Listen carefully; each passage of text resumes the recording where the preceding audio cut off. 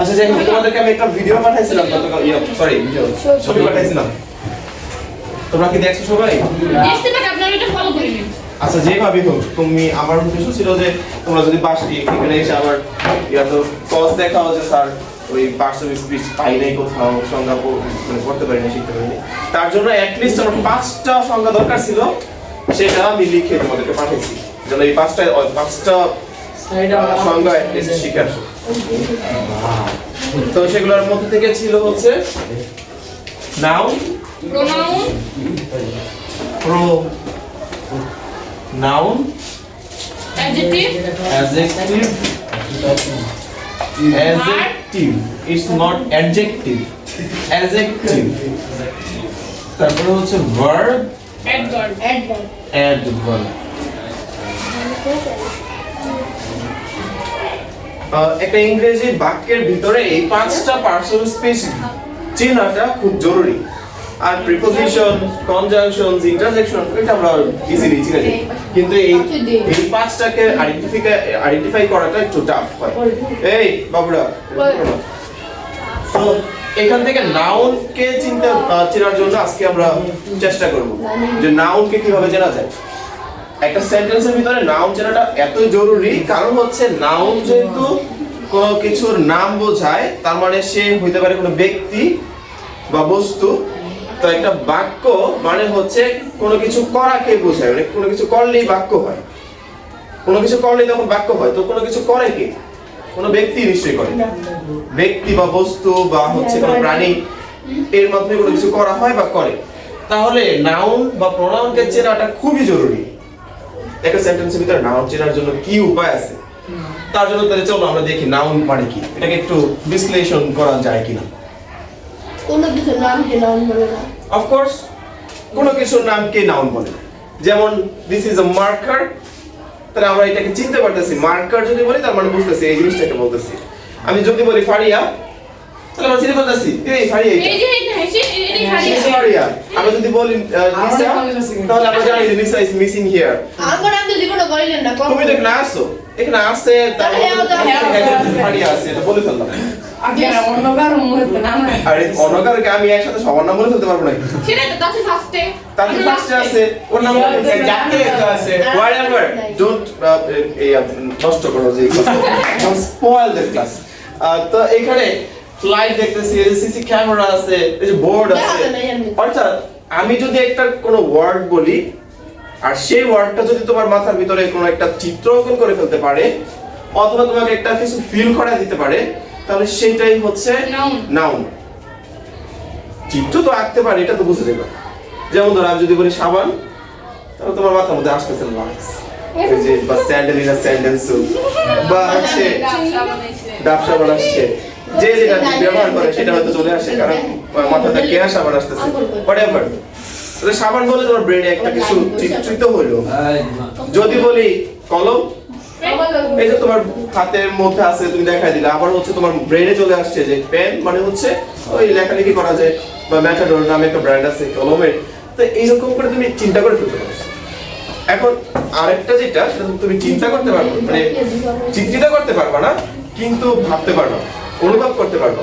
যেমন হচ্ছে honesty. Honesty তুমি দেখতে পাও না স্যার, আমি স্ট্রাকচার পাই, স্ট্রাকচার নাই। অনেস্টি এটার কোনো মানে ইয়া নাই, অবয়ব নাই। আমরা আসলে বুঝতে পারি যে এই মানুষটা অনেক সৎ, তার মানে তার এই নাম সৎ যে বিষয়টা, ওইটার যদি আমি নাম বলতে চাই তাহলে তা হচ্ছে অনেস্টি, সততা। বা আমরা বলতে পারি বিউটি, সুন্দর, BEAUTY। এখন বিউটি তুমি বলতে পারো যে, মনে করো যে ঐশ্বরিয়া সুন্দরী, মানে ঐশ্বরিয়া তো বিউটি, বিউটিফুল। তো তার সুন্দর আমরা দেখতে পারি আসলে সুন্দর। আসলে আমরা সুন্দর বলতে ঐশ্বরিয়াকে দেখতে পারতেছি, কিন্তু ঐশ্বরিয়ার যে গুণটা তা হচ্ছে সৌন্দর্য, বিউটি, ওইটা আসলে আমরা দেখতে পারতেছি না, আমরা আসলে উপলব্ধি করি যে তার এটা সৌন্দর্য। কিন্তু আমি যদি বলি ঐশ্বরিয়া মানে বিউটি, তাহলে ঐশ্বরিয়া তো মানে তাকে আমি দেখতে পারতেছি, আর তার যে সৌন্দর্যটা সেটা আমরা আসলে সৌন্দর্যটা উপলব্ধি করি। এই জন্য বিউটিটা হচ্ছে নাও এক রকমের নাউন যেটা আসলে আমরা ইয়া করতে পারি না, কি বলে ওই চিত্রিত করতে পারি না। তাইলে এইরকম সেন্স থেকে নাউনকে মূলত তুমি স্যার বিউটি কি অ্যাডজেক্টিভ বানাও? আর বিউটি একটা নাউন। বিউটি হচ্ছে নাউন, অ্যাডজেক্টিভের মধ্যে পড়ে? অ্যাডজেক্টিভ হচ্ছে বিউটিফুল। যেমন ঐশ্বরিয়া ইজ বিউটিফুল। ঐশ্বরিয়া কেমন? বিউটিফুল। তাহলে বিউটিফুলটা কি করতেছে? ঐশ্বরিয়ার মানে গুণ বা সৌন্দর্যকে প্রকাশ করতেছে। ঐশ্বরিয়া তো একটা নাম, যখন নামের ব্যাপারে গুণ, দোষ বা এই পরিমাণ এরকম কিছু বোঝাবে তখন সেটা হয় অ্যাডজেক্টিভ। পরে আমরা যখন অ্যাডজেক্টিভের আলোচনা যাব তখন আবার এটা আরো ক্লিয়ারলি বুঝে যাব। কিন্তু এখন আমরা নাউনকে কয়েকটা ভাবে ক্লাসিফাই করা যায়। যেমন প্রথমত আমরা যদি এই সেন্স থেকে ক্লাসিফাই করি যে নাউনকে আমরা গণনা করতে পারি, তাহলে গণনার ভিত্তিতে নাউন হয় দুই রকমের, হয়তো গণনা করতে পারি নয়তো গণনা করতে পারি না।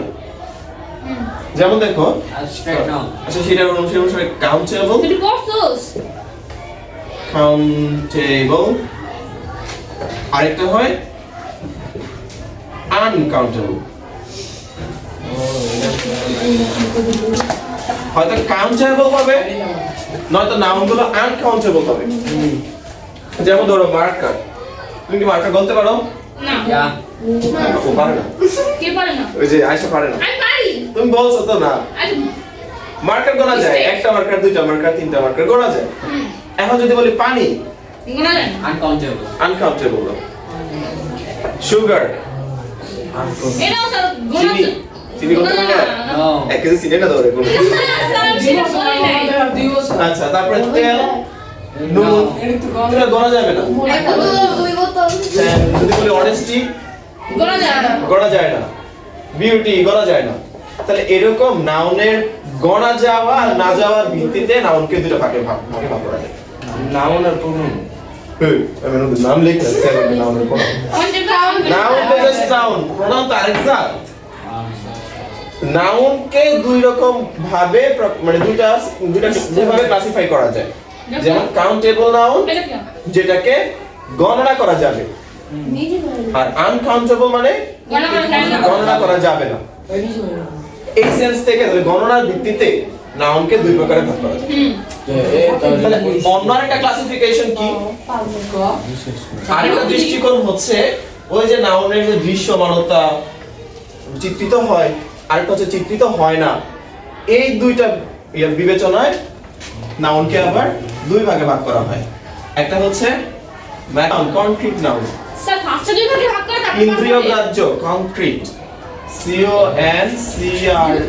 CONCRETE। একটা প্রকার হচ্ছে কনক্রিট নাউন। তোমারটা যারা বলতেছো ঠিক আছে, আমি আসছি তোমার কথায়। কনক্রিট নাউন আর হচ্ছে অ্যাবস্ট্রাক্ট নাউন।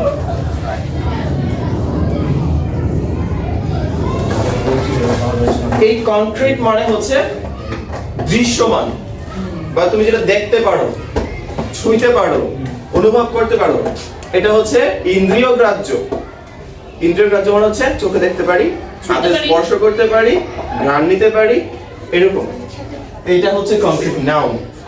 কনক্রিট নাউনটা আমরা যদি আবার পরে বিশ্লেষণ করি, তাহলে অ্যাবস্ট্রাক্ট নাউন কিরকম? এই যে স্যার অনেস্টি, তারপর হচ্ছে যেগুলো অনুমান করা যায় না। তারপর ফ্রেন্ডশিপ, এগুলোই স্যার। স্যার, যেগুলো অনুমান করা যায় না। যেগুলো স্যার যেগুলোর কোনো স্ট্রাকচার নাই, যার কোনো স্ট্রাকচার নাই, গঠন নাই, মানে আমরা শুধু অনুভব করতে পারি যে এরকম কিছু একটা এক্সিস্ট করে।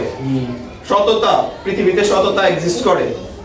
তারপরে মানবতা, মানবতা এক্সিস্ট। যদিও এক্সিস্ট করে কিনা কে জানে, এখন মানবতা আছে নি? না মানবতা আছে। আচ্ছা, মানবতা থাকলে ভালো। তো মানবতা এরকম হচ্ছে যেটা স্ট্রাকচার না, আমরা শুধু সেন্স করতে পারি ইন্দ্রিয় দিয়ে, তাহলে সেই নাউনগুলোকে বলবো অ্যাবস্ট্রাক্ট নাউন। অ্যাবস্ট্রাক্ট। এটার আর কোনো বাচ্চা কাচ্চা নাই। অ্যাবস্ট্রাক্ট নাউন শুধুই আমরা অনুভব করতে পারি, কোনো স্ট্রাকচার নাই, তাই কোনো বাচ্চা কাচ্চাও নেই। ঠিক আছে? কিন্তু কনক্রিট নাউন যেহেতু আমরা অনুভব করতে পারি, তো ওর অনেক যন্ত্রণা আছে। যেহেতু আমরা দেখতে পাই, অনুভব করতে পারি, তারপর হচ্ছে ধরতে পারি, স্পর্শ করতে পারি, তাহলে এই কনক্রিট নাউনগুলো বিভিন্ন রকমের হয়। বিভিন্ন রকম বলতে কি রকম? প্রথমত এটার একটা প্রকার হচ্ছে প্রপার নাউন।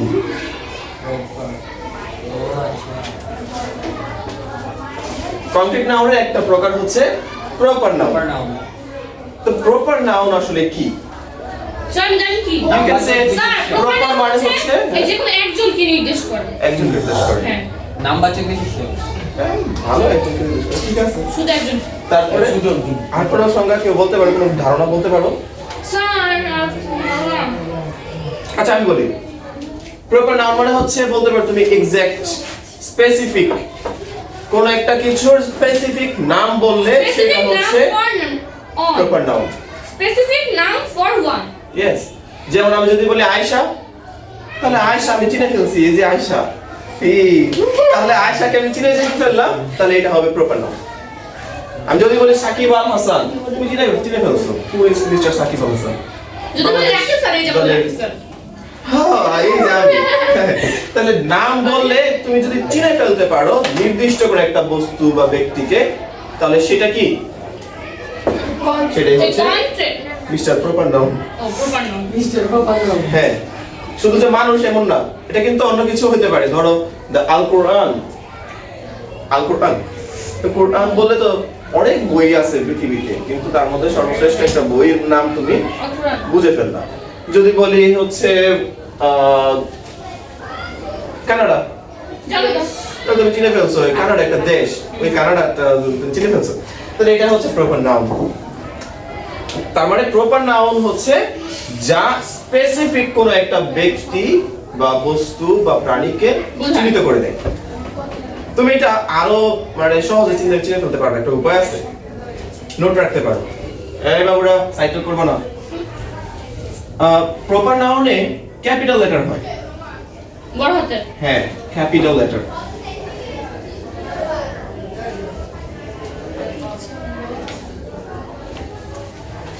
যেমন মানুষের নাম লিখলে বা দেশের নাম লিখলে, নদীর নাম লিখলে বড় হাতের বড় বড় অক্ষর দিয়ে শুরু করি আমরা, তাই ওইগুলা কিন্তু প্রপার নাউন। এটা দেখে তুমি চিনে ফেলতে পারো যদি তোমরা বেশি ইন্টেলিজেন্ট হও। আচ্ছা, আমি তো প্রপার intelligent। নাউনের ব্যাপারে তোমরা আরো বিস্তারিত জানতে চাইলে অবশ্যই পড়াশোনা করতে হবে, তাই না? জি স্যার তো বই খুলে তোমরা আরো বিস্তারিত কিছু জানার চেষ্টা করো। তবে মূল ধারণাটুকু এইটুকু। পর থেকে যদি কোনো প্রবলেম ফেস করো, then you will contact me. এরপরটা হচ্ছে কমন নাউন। তো কমন নাম জানেন জানো? হ্যাঁ তাহলে বলো। Specific name for everyone girls boys আর স্পেসিফিক লাগাইছো কেন? হ্যাঁ স্যার স্পেসিফিক তো স্পেসিফিকটা বাদ দাও। আচ্ছা তো name for everyone Name for everyone, but general name for everyone. Everything বা anything. কোনো কিছুর জেনারেল নেম হচ্ছে কমন নাউন। যেমন আমি যদি বলি গোলাপ, গোলাপ গোলাপ বলতে গোলাপের অনেক প্রজাতি আছে।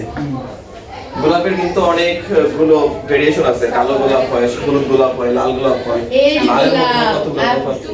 তারপরে তো এই গোলাপের যাক আর স্যার থাকতে পারে তো। স্টুডেন্ট টিচার সব ধরনের গোলাপকে বোঝাচ্ছে। হ্যাঁ, student, boy, girl, doctor human, teacher doctor, teacher, player, তারপরে হতে পারে অ্যাক্টর, অ্যাক্ট্রেস, ফ্লাওয়ার ফ্লাওয়ার। এইরকম করে কিন্তু আমরা কমন নাউন গুলো চিনে ফেলতে পারতেছি। কিন্তু সমস্যা হচ্ছে তোমাদের যখন আবার একসাথে কম্পেয়ার করতে বলে, যেমন আচ্ছা একটা ছক করি। জাকিয়া আমাকে একটু সরাও তুমি লেখছো না ছকটা একটা মিনিট পরে করি। আরেকটা এখানে রয়েছে, তা হচ্ছে মানে কংক্রিট নাউনের আরেকটা ভাগ হচ্ছে ম্যাটেরিয়াল কালেক্টিভ নাউন। কালেক্টিভ ও কালেক্টিভ তো কালেক্টিভ নাউন আমরা ইতিমধ্যেই প্রপার নাউন জানলাম, কমন নাউনের ব্যাপারে হালকা ধারণা নিলাম। কালেক্টিভ নাউনটা এবার একটু বুঝে নিই। কমন নাউন বলতে আমরা বুঝলাম যে একটা জাতির সবার সাধারণ নাম বোঝাইতেছে। যেমন যদি আমি বলি গার্ল, আমরা তার মানে পৃথিবীতে যত গার্ল আছে সবার ব্যাপারে বলতেছে, স্যার স্টুডেন্ট বললেও কম সবাইকে বলতেছে। ম্যান বললে পৃথিবীতে থাকা সব মানুষকে বোঝায় ফেলে। ফ্লাওয়ার বললে যত রকমের ফুল আছে সব বুঝায় ফেলে, রোজ বললে যত প্রকারের রোজ আছে সব বুঝায় ফেলে। তাহলে কমন মানে হচ্ছে সবার জন্য ইন জেনারেল একটা নেম। আর কালেকটিভ নাউন বলতে আসলে কি বোঝায়? স্যার আমি বুঝি। সবই কি আশা বুঝে? তোমরা বুঝো না কিছু? বলো না কেন কথা? আচ্ছা আমি তো gold, water. ঠিক আছে। Material is a ম্যাটেরিয়াল না, এটা হচ্ছে collective noun. Oh sorry, collective. Collective word is collective. আচ্ছা আমি বলি, কালেকটিভ নাউন হচ্ছে কোন নাউনের বা কোন গোষ্ঠীর একটা সমষ্টি। Team, class, family, হ্যাঁ, army, আর্মি। public, committee. আচ্ছা বলো এবার আমাকে একটুখানি, টিম কেন কালেকটিভ নাউন? টিম অনেকজন আমরা যদি টিম বলি তাহলে একটা আমরা দলকে বুঝতে পারতেছি, একটা টিমের ভিতরে অনেক মানুষ আছে, ওইটাই আসছে স্যার। টিম মানে বুঝতেছো যে যেমন বাংলাদেশ দল কিছুদিন আগে ক্রিকেট চ্যাম্পিয়ন্স ট্রফির জন্য দল ঘোষণা করছে, তো সেখানে 15 সদস্যের দল ঘোষণা করছে, তার মানে 15 সদস্যের একটা টিম। টিম মানে কোনোভাবে কিন্তু এই বাংলাদেশ 15 জনের বেশি মানুষ এই জায়গায় দিতে পারবে না। যে আন্তর্জাতিক টুর্নামেন্টটা হবে সেখানে 15 জনের বেশি মানুষ খেলোয়াড়কে কিন্তু সেই জায়গায় সে পাঠাতে পারবে না। তাহলে 15 জন হচ্ছে নির্দিষ্ট, মানে একটা বাংলাদেশ টিম যদি এখন আমি বলি তাহলে ওই 15 জনকে বোঝাইতেছে। আর্মি কেন এটা একটা কালেকটিভ নাউন? আর তার একটা দলের মধ্যে অনেক, কারণ আর্মি বলতে যদি বলি বাংলাদেশ আর্মি, তাহলে বাংলাদেশ আর্মির মধ্যে নির্দিষ্ট সংখ্যক জনবল ওখানে আছে, ঠিক আছে? তাই এটা কালেকটিভ নাউন। এমন করে স্টুডেন্ট, ওই যে ক্লাস, স্টুডেন্ট না ক্লাস, যদি আমি এই ক্লাস 9 এর কথা বলি তাহলে 9 এর ক্লাসে যারা স্টুডেন্ট আছে তাদেরকে বোঝাইতেছে, তাহলে এটা কালেকটিভ নাউন। এবার আরেকটা আছে স্যার ফ্লক। ফ্লক মানে কি? মানে হাসে পাল, ভেড়ার পাল, ভেড়ার পাল, ছাগলের পাল। স্যার এইচ ই আর ডি এটার উচ্চারণটা জানি কি? H E Herd. হার্ড, এটার অর্থ হচ্ছে ভেড়ার পাল। না, ও স্যার এসব কিসের পাল হার্ড বোঝায়? মানে গরুর পাল না, গরুর পাল জানি না, মনে নেই মানে। হার্ড মানে ভেড়ার পাল না, ফ্লক মানে ভেড়ার পাল। তাহলে স্যার ফ্লক মানে তো হাঁসের পালও বলছিলেন। হবে? আমি পড়লাম না একটা গল্পে। ও আচ্ছা, হাঁসের পালও হয়, ওই যে আমরা ইয়ার গল্পে পড়ছি। তো ফ্লক মানে ভেড়ার পাল মূলত বোঝায়। লেজেন্ড।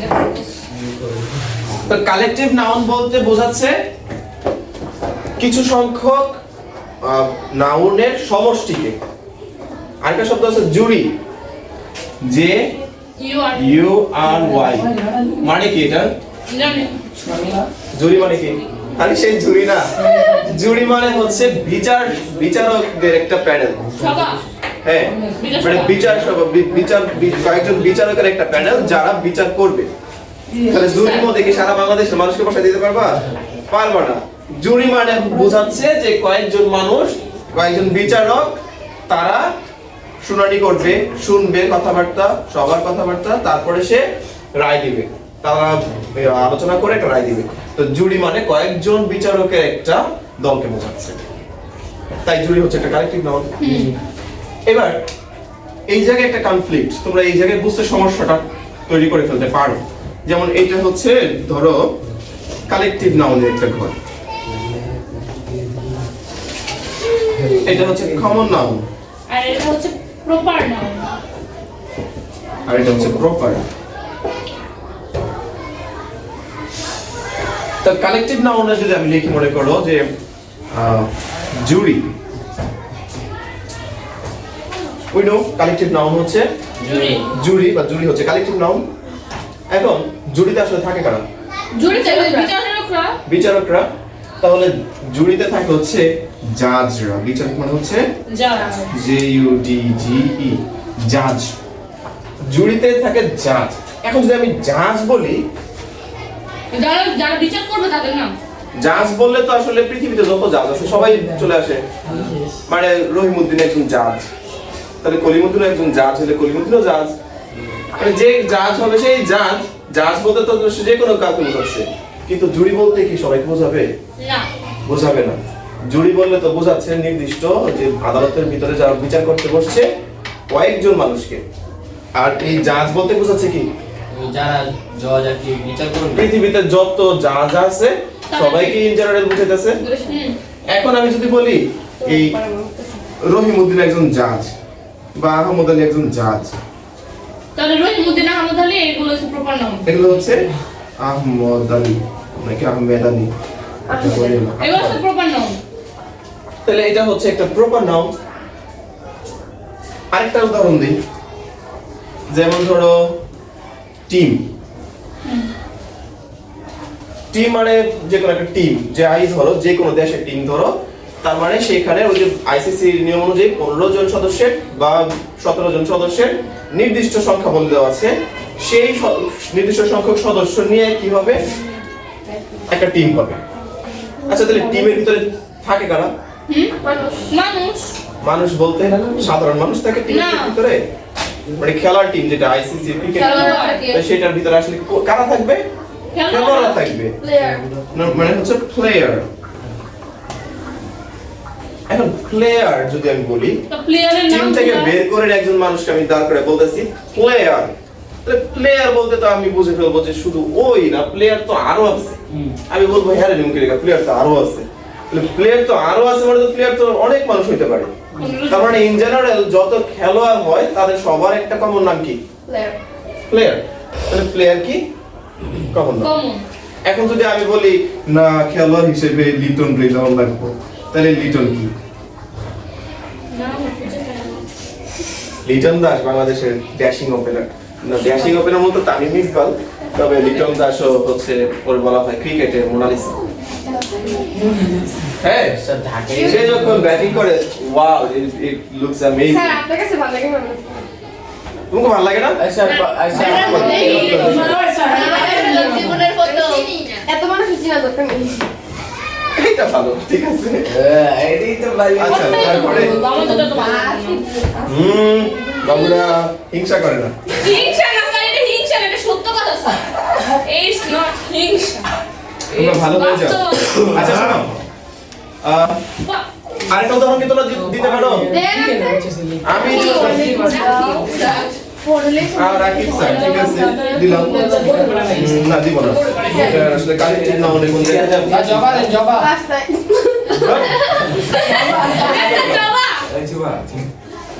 আচ্ছা, যদি বলি হচ্ছে ফ্লক। হ্যাঁ, হাঁসের দল। হ্যাঁ, হাঁসের দল। স্যার ফ্লক, ফ্লক মানে তো ভেড়ার দল। ভেড়ার পাল, ওইটাই তো। ভেড়ার পাল মানে হচ্ছে একজন মালিকের যতগুলা ভেড়া আছে, শোনো, একজন মালিকের যতগুলা ভেড়া আছে তার তো আর এর বেশি অন্যজনের কাছ থেকে ভেড়া এনে তারপরে সে দল বানাবে, তাই না? তার কাছে যতগুলো তো ভেড়া আছে সেগুলা নিয়ে যদি তার 4টা ভেড়াও থাকে, সেগুলা বের করে বলবে যে আমার ভেড়ার দলটা মাঠে নিয়ে গেছে, তাই না? আর ওর যদি মনে করে এখন 100টা ভেড়া থাকে, তাও সেগুলো এসে বের করে বলবে আমি এগুলো মাঠে, আমার ভেড়ার দলগুলো মাঠে নিয়ে গেছি, ভেড়ার দলটি মাঠে নিয়ে গেছে। তার মানে ভেড়ার দলের ভিতরে যতগুলো থাকুক, একজন মালিকের জন্য যা আছে সেটাই একটা দল, সেটাই হচ্ছে ফ্লক। এবার এই ফ্লক থেকে যদি আমি ভেড়াগুলোকে আলাদা আলাদা করে চোখে দেখি, মানে আমি পাল দেখছি না, আমি দেখছি ভেড়া, তাহলে ভেড়া যদি আমি ইন জেনারেল বলতে চাই তাহলে হচ্ছে স্যার, তো ভেড়ার তো নাম নাই, তাহলে আমরা কি করব? শিপ। স্যার, এই টিমের ভিতরে আদর করে অনেকে নাম টাম দেয় না। আরে তুমি মনে করো একজন লোকের একটা ভেড়া, মানে তার খুব পছন্দের একটা ভেড়া, এবং সে নাম দিল আমার এই ভেড়াটার নাম হচ্ছে কি? রতন। রতন হয় না, লুল্লু। লুল্লু। আচ্ছা ঠিক আছে, বড় একটু বড় কাজকর্ম উদ্ভট করে লুল্লু বানাই দিল। তো লুল্লু তো লুল্লু কালু বাবা, না না না লুল্লু আমারটা সুন্দর হয়েছে। জীবনের প্রথম স্যার একটা কথা বুঝাও। সুন্দর তো হয়েছে, ভালো হয়েছে, মানে মাঝে মধ্যে তো তোমরা লুল্লু হয়ে যাও। এখন লুল্লুটা কে? এখন এই কমপ্লিট নাউনের আরেকটা বাবু তো রয়ে গেছে। হ্যাঁ স্যার, ম্যাটেরিয়াল। ওই বাবুটা হচ্ছে ম্যাটেরিয়াল। এই ভাই আমার কথা না, তুই আমি জানি, আমার দিকে তার বান্ধবী লাগে material. Material noun. Sir, material মানে বস্তুকে বুঝাইতেছে, বস্তু। ম্যাটেরিয়ালের বাংলায় হচ্ছে বস্তুবাচক। ম্যাটেরিয়াল নাউন এটা হচ্ছে তোমরা কিভাবে বুঝবা? আচ্ছা, ম্যাটেরিয়াল নাউন বলতে স্যার, আমি তো জানি ম্যাটেরিয়াল নাম। ম্যাটেরিয়াল নাউন মানে হচ্ছে কোনো পদার্থকে বোঝায়।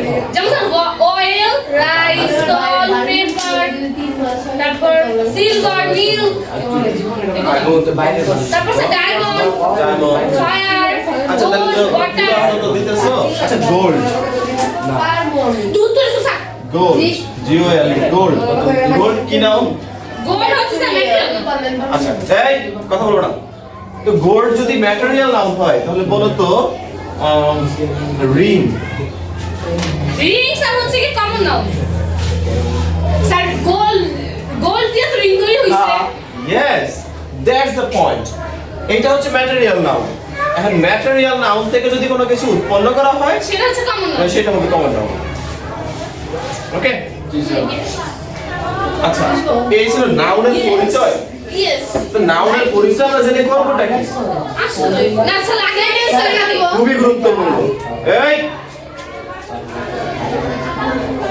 নাউন বা নাউনের সাথে পরিচয় হওয়াটা আমাদের জন্য এতটাই গুরুত্বপূর্ণ এই কারণে যে আমরা সেন্টেন্স লিখতে গেলে ওই নাউনের সাথে কোন জায়গায় কোন নাউনের সাথে এস যুক্ত করতে হয় কোনটাতে এস যুক্ত করতে হয় না তারপরে কোনটার সামনে আর্টিকেল বসে কোনটার সামনে আর্টিকেল বসে না এই বিষয়গুলো বিবেচনা রাখতে হয় কি ব্যাপার সমস্যা কি সমস্যা ডিস্টার্ব আর এই পিছনে একটু তাকাস তো ম্যাটেরিয়াল নাউন আমরা দেখছি যে ম্যাটেরিয়াল হচ্ছে যেগুলো কোনো পদার্থকে জি বোঝায় স্যার তো তুমি কি কখনো লিখতে দেখছো যে গোল্ডস না ওয়াটারস না বা হচ্ছে সুগারস নাই মানে ম্যাটেরিয়াল নাউন কখনো প্লুরাল করা যায় না কারণ ম্যাটেরিয়াল নাউন তো আমরা গণতেই পারি না এটা প্লুরাল হবে কি ম্যাটেরিয়াল নাউন একটা পদার্থ এটা কিন্তু গণা যায় না তার মানে এই দেখো আমরা যেখানে আসছিলাম কাউন্টেবল এবং আনকাউন্টেবল এই জায়গায় কিন্তু আনকাউন্টেবলের একটা অংশ হচ্ছে ম্যাটেরিয়াল নাউন ম্যাটেরিয়াল নাউন আমরা গণতে পারি না আর বাকি এই তিনটাকে গণা যায় ঠিক আছে তারপরে হচ্ছে proper noun common noun common নাউনের সাথে কিন্তু স্যার কি ক্লাস চলতেছে ইংলিশ কমন নাউনের সাথে কিন্তু আর্টিকেল ব্যবহার হয় এই আর এটা সব সময় আর্টিকেল ব্যবহার হয় হ্যাঁ যদি তুমি আর্টিকেল ব্যবহার করতে চাও তাহলে অবশ্যই কার সামনে আর্টিকেল ব্যবহার করতে হবে কমন নাউন কমন নাউনের সাথে তার মানে কমন নাউন ছাড়া আর করতে কোথাও কিন্তু আর্টিকেল ব্যবহার হয় না তাহলে কমন নাউনের সাথে যদি আর্টিকেল ব্যবহার নাই হয় তাহলে কখনো কখনো তুমি যখন কনফিউজড হয়ে যাবে যে কোন একটা নাউন তুমি দেখবা যে কালেক্টিভ নাউন আছে অথচ তার সামনে আর্টিকেল দেওয়া তাহলে কখনো এটা ভুল করা যাবে না যে ওইটা কালেক্টিভ নাউন এটা কমন যেহেতু আর্টিকেল সামনে বসে আছে তার মানে যে নাউনটা তুমি আইডেন্টিফাই করতেছো সেটা কি নাউন হবে কমন নাউন কমন নাউন হবে বুঝছো তোমাদের কিন্তু একটা টপিক আছে ইংলিশ সেকেন্ড পেপারে আর্টিকেলের তো সেই জায়গায় কিন্তু এরকম ভুল করা যাবে না ঠিক আছে যদিও তোমাদের আর্টিকেল বসাইতেই হবে ঠিক আছে এমন না যে সেন্টেন্স দেওয়া থাকবে আর্টিকেলটা দেওয়া আছে তুমি নাউনটা আইডেন্টিফাই করবে এমন না তবে এইটুকু জেনে রাখলে তোমার ওই জায়গায় সুবিধা হতে পারে ঠিক আছে এরপর আরো